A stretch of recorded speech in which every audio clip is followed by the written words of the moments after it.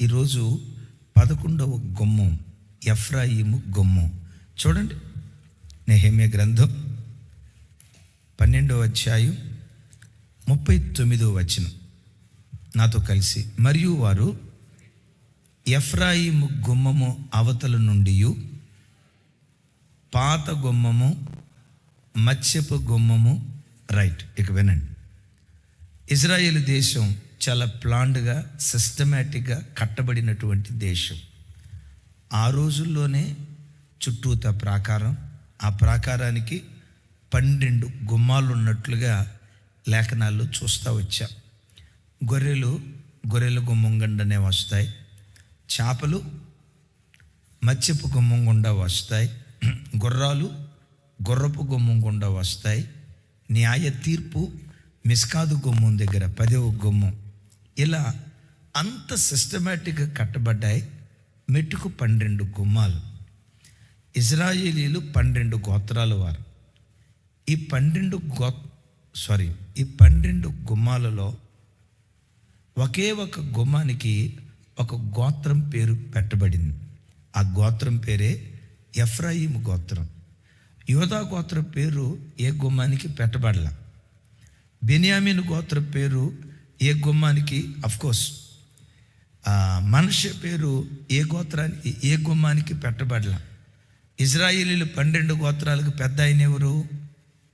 రూబేను పేరు ఏ గుమ్మానికి పెట్టబడలా. ఈ 12 గోత్రాలలో ఏ గోత్రానికి దొరకని భాగ్యం ఎఫ్రాయిము గోత్రానికి దొరికింది. ఓ గుమ్మానికి 11వ గుమ్మానికి ఎఫ్రాయిము అని పేరు పెట్టారు. ఎఫ్రాయిము ఎందుకు ఆ పేరు పెట్టాడు? ఎఫ్రాయిం అనే పేరు మనకు నేర్పుతున్నటువంటి పాఠం ఆదికాండం. రండి, ఆదికాండం 41వ అధ్యాయం 52వ వచనం నాతో కలిసి. తరువాత అతడు నాకు బాధ కలిగిన దేశమందు దేవుడు నన్ను అభివృద్ధి పొందించనని చెప్పి 2వ వానికి ఎఫ్రాయిము అను పేరు పెట్టాను. రైట్. యోసేపు ఐగుప్తు దేశానికి వచ్చిన తర్వాత అసనెతును వివాహం చేసుకున్నాడు, అన్యురాలిని. 2 పిల్లలు పుట్టారు. పెద్ద ఆయన పేరేంటి? అదే ఈ వెంటనే సమాధానం చెప్పటమే ఏక మనసు అన్నట్లు. అది తెలిస్తే వెంటనే చెప్పటం. రైట్. పెద్ద ఆయన పేరేంటి? మనష్షే అనగా మరచుట అని అర్థం. 2వ ఆయనకి పెట్టిన పేరేంటి అంటే ఎఫ్రాయిము. ఎఫ్రాయిము అనే పేరుకున్న అర్థం ఏంటంటే 2 అభివృద్ధి, లేక బాధ నొందిన దేశంలో అభివృద్ధి చేసే దేవుడు అని ఎఫ్రాయిము అనే పేరుకున్నటువంటి అర్థం. యోసేపు ఆ పిల్లలకు ఆ పేరు పెట్టడానికి కారణం ఏంటంటే, 2వ వానికి ఎఫ్రాయిం అనే పేరు పెట్టడానికి కారణం ఏంటంటే, ఐగుప్తు దేశానికి వచ్చిన తర్వాత తను అమ్మబడ్డాడు. వస్తానే బాధలతో వచ్చాడు. ఆ బాధలకు తగ్గట్లుగా మూలిగే నక్క మీద తాటికాయ పడ్డట్లు బాధలతో వచ్చిన యోసేపు జీవితంలో ఐగుప్తు దేశంలో ఇంకా బాధలు ఎక్కువైపోయాయి. తను అనుభవించిన బాధ ఇంత అంతా కాదు. అన్ని బాధల కంటే ఓ భయంకరమైన బాధ ఏంటో తెలుసా? ఒంటరితనం. మిమ్మల్ని ఉన్నపాటున పాకిస్తాన్ దేశానికి తీసుకెళ్ళి మీకు ఫోన్ ఇవ్వకుండా, నెల పోషించబడటానికి మాత్రం డబ్బులు పంపిస్తా, ఫోన్లో మాట్లాడనీయకుండా, అక్కడ నానేవాళ్ళు ఎవరూ లేకుండా 1 సంవత్సరం పాటు మిమ్మల్ని పాకిస్తాన్ దేశంలో వదిలేస్తే ఆ తర్వాత ఉరేసుకొని చచ్చిపోకపోతే నన్ను అడగండి. ఎందుకంటే ఒంటరితనం చాలా భయంకరమైంది. ఈ ఒంటరితనానికి తోడు అవమానాలు ఒకవైపు, చేయని నిందొక వైపు, చెరసాలు ఒకవైపు, కాళ్ళు చేతులు సంఖ్యలతో బంధించబడి బానిస బ్రతికిన బ్రతుకు ఇంకొక వైపు. నేనంట ఓ 80 సంవత్సరాల వయసు కలిగిన పెద్ద ఆయన, అయ్యా నీ జీవితంలో ఎదురైన మేలులు కీడులు, లాభాలు నష్టాలు చెప్పంటే, ఓ 80 సంవత్సరాల వయసులో ఉన్న ఆయన తన కష్టాలు చెప్తాడు, సంతోషాలు చెప్తాడు. అయితే యోసేపు వయస్సు 25 సంవత్సరాలే, కానీ ఈ 25 సంవత్సరాల్లో అనుభవించాల్సిన బాధలన్నీ అనుభవించాడు. ఏ నరుడు పడనన్ని కష్టాలు, బాధలు, ఇబ్బందులు అనుభవించాడు. చాలాసార్లు ఏమనుకుని ఉంటాడంటే, ఈ ఐగుప్తు దేశంలోంచి నేను వెళ్ళిపోతా. ఒకవేళ నాకే గనక ఈ జైల్లో నుంచి నేను బయటకు వచ్చిన మరుక్షణమే ఎక్కడ తేల్తాను అనుకుని ఉంటాడు చెప్పండి. థ్యాంక్ యూ అమ్మా. ఒకవేళ బతుకు జీవుడాని జైల్లో నుంచి నేను బయటకు వచ్చానంటే, ఈ చెరసాల్లో నుంచి నాకు విడుదల దొరికిందంటే, లేడి పిల్లలాగా పరిగెత్తి ఆరంభించిన పరుగు కనాను దేశంలో మా నాన్న ముందు ఆపుతా. సచ్చిన ఇక ఈ దేశంలో ఉండను. అన్ని బాధలు అనుభవించాడు. అయితే ఆ తర్వాత చెరసాల్లో నుంచి యోసేపును దేవుడి సింహాసనానికి ఎక్కించటం, ఆయనకి వివాహం అవటం, ప్రపంచ దేశాలకు ఆహారాన్ని పంచే ఆహార శాఖ మంత్రిగా ఆశీర్వదించబడటం, ఆయన బయలుదేరి వెళ్తూ ఉంటే ఏ వీధుల్లో అవమానపడ్డాడో అదే వీధుల్లో కుక్క కూడా తన తోకాడించట్లేదంట. ఏ మనిషి కూడా యోసేపు ఆజ్ఞ లేకుండా చెయ్యి పైకి ఎత్తట్లేదట, చెయ్యి కిందకి దించట్లేదట. ఏ దేశంలో అవమానపడ్డాడో అదే దేశంలో అంత భాగ్యవంతుడిగా యోసేపు నిలవబెడితే ఇప్పుడు ఏమంటాడంటే, నేను ఆరాధించే నా దేవుడు బాధ నొందిన దేశంలో నన్ను అభివృద్ధి పరిచాడు అని ఎఫ్రాయిం అని పేరు పెట్టాడు. బిడ్డలారా, ఇది ఎందుకు దృష్టాంతంగా దేవుడు రాయించాడో తెలుసా? యోసేపు జీవితంలో నా దేవుడు ఏది చేశాడో నీ జీవితంలో కూడా అదే కార్యం దేవుడు చేస్తాడు. యోసేపు జీవితంలో దేవుడు ఏ కార్యం చేశాడో, నేను ఆరాధించే నా దేవుడు యేసయ్య నాకు కావాలని చిన్న వయసులో ప్రభు దగ్గరికి వచ్చానే, యేసయ్య సేవ చేయాలని లోకాన్ని జుర్రుకోని వయసులో దేవుని పనికొని వచ్చానే, ఏ దేవుని నేను నమ్మి వచ్చానో, ఏ దేవుని నమ్మి ఈరోజు ఈ ఉపవాస ప్రార్థనకు వచ్చారో, మీరు ఆరాధించే ఈ దేవుడు ఏ ఇంటిలో బాధలు అనుభవిస్తారో అదే ఇంటిలో అభివృద్ధి పరుస్తాడు. ఏ గ్రామంలో అవమానపరచబడతారో, ఏ గ్రామంలో బాధ నొందుతారో, బాధ నొందిన చోటే భాగ్యవంతులుగా దేవుడు మారుస్తాడు.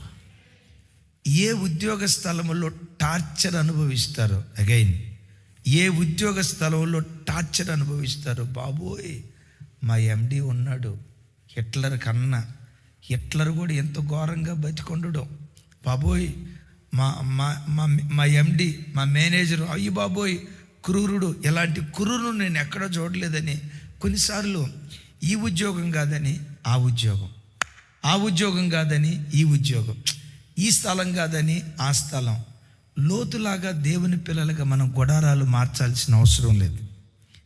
ఏ ఉద్యోగం చేస్తావో, ఏ ఉద్యోగంలో బాధలు అనుభవిస్తావో, బాధ నొందిన చోటే నిన్నంతకంతకు దేవుడు అభివృద్ధి పరుస్తాడు.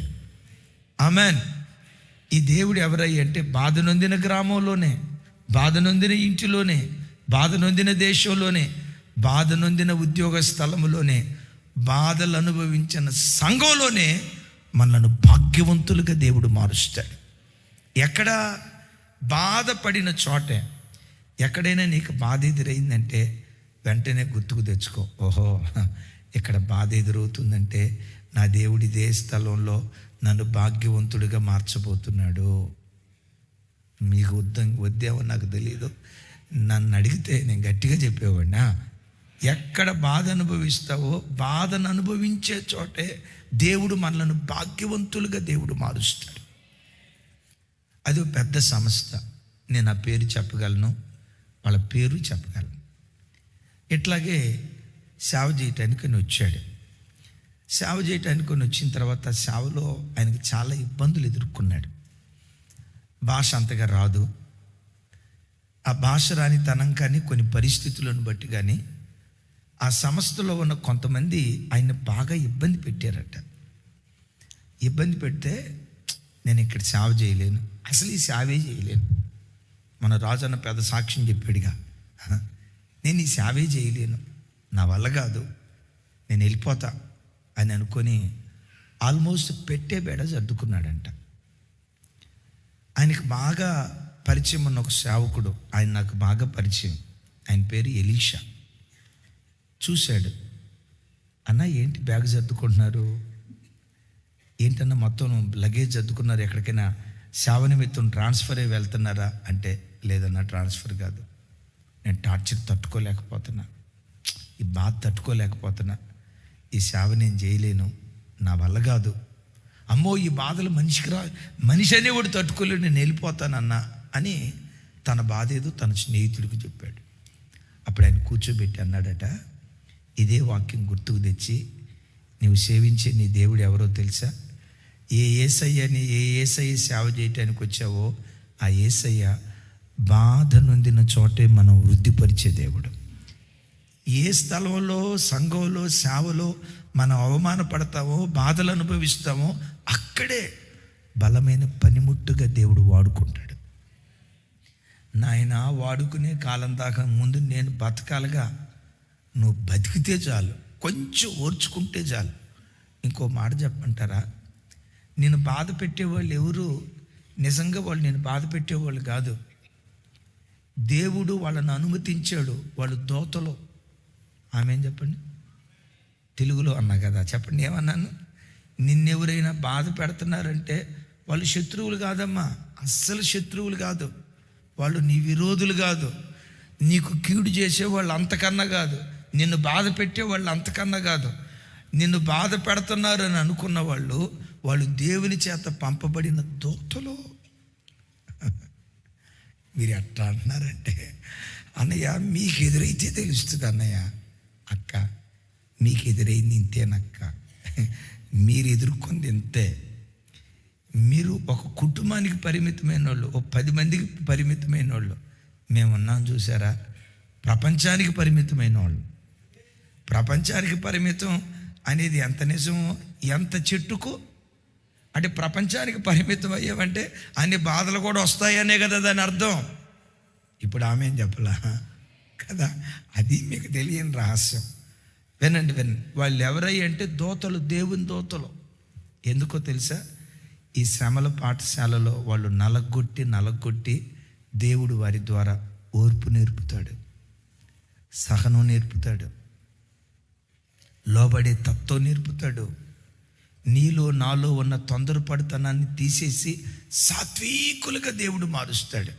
ఏమండి, గోధుమ మెత్తగా కావాలంటే ఏం చేయాలి? గోధుమలు తీసుకెళ్ళి యేసునామంలో మెత్తగా, ఇదిగో జెర్మియా పాస్టర్ గారు నేను చెప్తున్నా, ఇదిగో యేసునామంలో నువ్వు మెత్తగైపోదు కాక అంటే, ఆ గోధుమలకు నోరుంటే అంటదే, ఒరే మెంటలోడా, ఒరే పాగల్, నేను మెత్తగా కావాలంటే రోట్లో వేయాలి.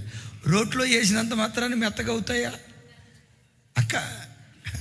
మరలా అంట, ఒక దంచుడికే, ఒక రోగల పోటుగా మెత్తగా అయిద్దా?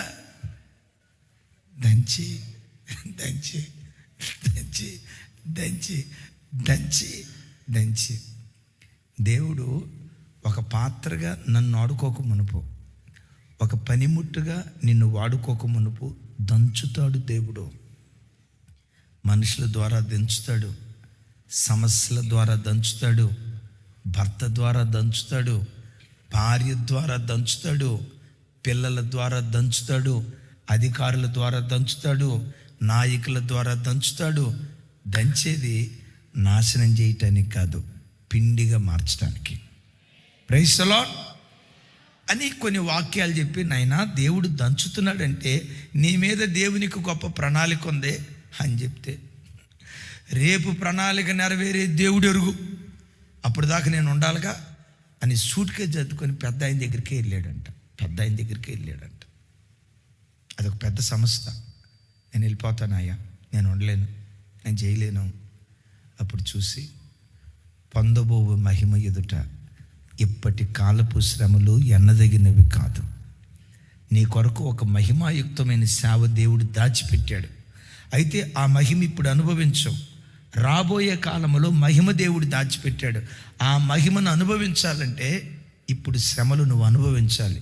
తమ్ముడో, ఇప్పుడున్న శ్రమలే కాదు, రాబోయే కాలంలో శ్రమలు ఇంకా ఎక్కువగా పోతా ఉన్నాయి నీకు. ఆమేనా? శ్రమలు ఇంకా ఎక్కువ కాబోతావన్నాయి. ఓర్చుకున్నావా, భరించావా, రేపు బలమైన ఆయుధం అవుతావు. ఖచ్చితంగా చెప్తాను, పొందబోవు మహిమ ఎదుట ఇప్పటి కాలపు శ్రమలు ఎనదగినవి కాదు. ఈ దేవుడు బాధ నొందిన సమస్తలోనే నిన్ను భాగ్యవంతుడిగా మారుస్తాడు అని అన్నాడు. ఆ పెద్ద ఆయన మాట హృదయాన్ని ఎక్కడో కదిలించింది. సూట్ కేసు అక్కడే పెట్టాడు. సత్య వరకు ఈ సంస్థలోనే నేను సేవ చేస్తానన్నా. నేను అన్నగదయ్యా, సత్య వరకు ఈ సంస్థలో నేను సేవ చేస్తానయ్యా, నా కొరకు ప్రార్థన చేయండి, నా మనసు స్థిరపడేటట్లుగా అన్నాడట. మోకరించాడు, ప్రార్థన చేశాడు. ఆ చిన్నోడే పెరిగి పెద్దోడే ఈరోజు ఆ పెద్ద సంస్థకు చీఫ్ పాస్టర్ అయిపోయాడంట. 100 సంఘాలు ఉంటే ఆ 100 సంఘాలకు అధినేత ఎవరై అంటే ఆ యవనస్తుడే. ఆయన అడిగితే ఏమంటాడు తెలుసా? బాధ నొందిన దేశంలోనే నా దేవుడు నన్ను అభివృద్ధి పరిచాడు. ఈ వాక్యం వింటున్న బిడ్డలారా, విని విడిచిపెట్టడం కాదు, అప్పుడు అట్లా జరిగిందట అని వదిలేయటం కాదు. యోసేపు జీవితంలో నీ దేవుడు ఏం చేశాడో నీ జీవితంలో కూడా తప్పకుండా దేవుడు అది చేస్తాడు. నీ బ్రతుకులో కూడా దేవుడు తప్పకుండా అది చేస్తాడు. బాబో, ఈ ఇంట్లో నేను పోరు భరించలేను, ఈ ఉద్యోగ స్థలంలో నేను టార్చర్ భరించలేను, ఈ వ్యక్తితో నేను టార్చర్ భరించలేనని స్థలాలు మార్చొద్దు, వ్యక్తులను మార్చొద్దు, ప్రాంతాలు మార్చొద్దు. అక్కడే కొంతకాలం నిలవబడు. బాధ నొందిన చోటే నేను ఎఫ్రాయిములాగా దేవుడు నిలవబెడతాడు. సరే, ఇది ఎఫ్రాయిము అనే పేరు వెనుకున్న చరిత్ర. సరే, ఇంతకీ విచిత్రం, ఈ గుమ్మానికి ఎఫ్రాయిం అనే పేరు ఎందుకు పెట్టారు? దేవుడు మన జీవితంలో బాధ నొందిన స్థలాల్లో మన బ్రతుకును ధన్యం చేయాలంటే మనం ఎలా బ్రతకాలి? ఆకాశం క్రింద భూమికి పైన బ్రతుకుతున్న ప్రతి మనిషి జీవితంలో తప్పకుండా బాధలు వస్తాయి. దీన్ని గూర్చి యోబు భక్తుడు ఇలా అంటాడు. చూడండి, యోబు గ్రంథం 5వ అధ్యాయం 6-7 వచనాలు అందరూ చూడండి. కొంచెం అది భలే ఉంటుంది ఆ మాట. గతంలో కూడా ఒకసారి ఎర్లీ మార్నింగ్ మెసేజ్లో కూడా చెప్పాను. రైట్. శ్రమ ధూళిలో నుండి పుట్టదు, బాధ భూమిలో నుండి మొలవదు. 7, నిప్పురవ్వలు పైకి ఎగురున్నట్లు నరులు శ్రమానుభవమునకే పుట్టుచున్నారు. పుట్టే పిల్లలు ఎందుకు పుడుతున్నారంట? మరి పుడుతుంటే సంతోషిద్దామా, బాధపడతావా? ఏమని రాసింది చెప్పండి అమ్మా. నరులు శ్రమానుభవమునకే పుట్టుచున్నారు. నరులు శ్రమానుభవమునకే పుట్టుచున్నారు. 6వ వచనంలో అంటాడు, ధూళిలో నుండి శ్రమ బయలుదేరదు, బాధ భూమిలో నుండి మొలవదు. మరి ఈ బాధలన్నా శ్రమలన్నా ఎవరి జీవితంలో పడతాయి? మనుషుల జీవితంలోనే పడతాయి. మీరు అనొచ్చు, అన్నయ్య మరి అట్టాగైతే మనిషిని దేవుడు పుట్టించింది ఎందుకన్నయ్య? నేనంట, ప్రశ్న ఎక్కడుంటుందో సమాధానం కూడా అక్కడ ఉంటుంది. ఆమేన్. విషం ఎక్కడుంటుందో విషానికి విరుగుడు కూడా దేవుడు సిద్ధపరుస్తాడు. ఆమేన్. రోగం ఉందంటే రోగానికి తగిన హాస్పిటల్ కాదు, ట్యాబ్లెట్. రోగానికి తగిన ట్యాబ్లెట్ కూడా ఆల్రెడీ దేవుని కృపను బట్టి ఏదో ఒక డాక్టర్ గారి ద్వారా కనిపెట్టేటట్లు దేవుడు చేస్తాడు కదా. సమస్య ఎప్పుడైనా ఉందంటే సమస్యకు విరుగుడు కూడా దేవుడు శ్రద్ధపరుస్తాడు. నిప్పురవ్వలు పైకి ఎగురుతాయి అనేది ఎంత ఖచ్చితమో, పుట్టిన ప్రతి మనిషి తప్పకుండా బాధను ఎదుర్కొంటాడు అనేది అంత ఖచ్చితం. అయితే కొందరి జీవితాల్లో బాధలలా నిలిచిపోయి బాధల వలయంలో చిక్కుకొని బాధ, శ్రమ, బాధ, ఆ శ్రమల మధ్యలోనే ఆఖరి శ్వాస విడుస్తారు. కొంతమంది జీవితాల్లో ఆ బాధలనే భవిష్యత్తులో భాగ్యంగా మార్చబడతాయి. కొందరిని శ్రమ మింగేస్తే, బాధ మింగేస్తే, మరికొందరి బ్రతుకులో ఆ బాధ ప్రజలను ఎందుకు భాగ్యవంతులుగా మార్చింది? రెండో వర్గం ఏం చేసింది? మొదటి వర్గమేమో వాళ్ళ ఛాయాశక్తుల బయటకు రావాలని వాళ్ళ తెలివితేటలు ఉపయోగించారు. రెండో వర్గం వారి తెలివితేటలకు మించి దేవుణ్ణి ఆశ్రయించారు. అదే అక్కడ అంటాడు. నెక్స్ట్ వర్స్ చూచిన, నెక్స్ట్ వర్స్ 7వ వచనం. అగగు నిప్పురవ్వలు పైకి ఎగురున్నట్లు నరులు శ్రమానుభవమునకే పుట్టుచున్నారు. 8వ వచనం. అయితే నేను దేవునిని ఆశ్రయించుదును, దేవునికే నా వేద్యమును అప్పగించుదును. రైట్. నరులందరికి వచ్చినట్లుగా మనకి బాధలు వస్తాయి, నరులందరికీ వచ్చినట్లుగా మనకి శ్రమలు వస్తాయి, మనకి ఇబ్బందులు వస్తాయి, మనం ఆపదల్లో చిక్కుకుంటాం. వీటి మధ్యలో చిక్కుకున్నప్పుడు నీ సొంత ప్రయత్నం చేయటం కాదు, దానికి మించి వాటి మధ్యలో మనం దేవుని ఆశ్రయించే వారిగా ఉండాలి. ఆమె మన వేద్యాన్ని ఎవరికి అప్పగించాలి?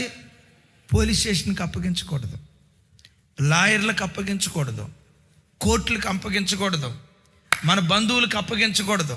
మా ఇంట్లో ఇలా జరిగింది, కొల పెద్దలారా, ఆగుదాం అక్కడ. ఇది అబద్ధం కాదు. ఏమన్నాడు ముందు? ఫలాభివృద్ధి అన్నాడా? ఇది అబద్ధం కాదంటే ఫలాభివృద్ధి అంటే ఎట్లా అమ్మా? ఏమన్నాడు? నిజముగా ఇది అబద్ధం కాదు అంటే పైన చెప్పిన ఎన్ని అబద్ధాలైనా కాదు. దేవుని నోటి నుంచి వచ్చి ఏ మాట అయినా సత్యమే. అయితే దాన్ని నొక్కి వక్కాణించడానికి ఇక్కడ అంటాడు, నిజముగా ఎఫ్రాయిము సహోదరులలో ఫలాభివృద్ధి నొందును. నా వైపు చూడండి. ఇశ్రాయేలీయులు మొత్తం ఎన్ని గోత్రాలు? 12 గోత్రాలలో ఎఫ్రాయిము తన సహోదరుల కంటే ఫలాభివృద్ధి పొందినవాడిగా ఉన్నాడు. ఈ వాక్యం వింటున్న తమ్ముడు, చెల్లి, అమ్మ, అయ్యా, ఈ 2026 సంవత్సరం నీ సహోదరుల మధ్యలో, నీ రక్త సంబంధికుల మధ్యలో, నీ తోబుట్టువుల మధ్యలో, నీ గ్రామంలో, నీ స్వకీయుల మధ్యలో, నీ సహోదరుల మధ్యలో మిక్కిలి ఫలాభివృద్ధి నొందినవాడిగా దేవుడు నిన్ను నిలవబెట్టును గాక.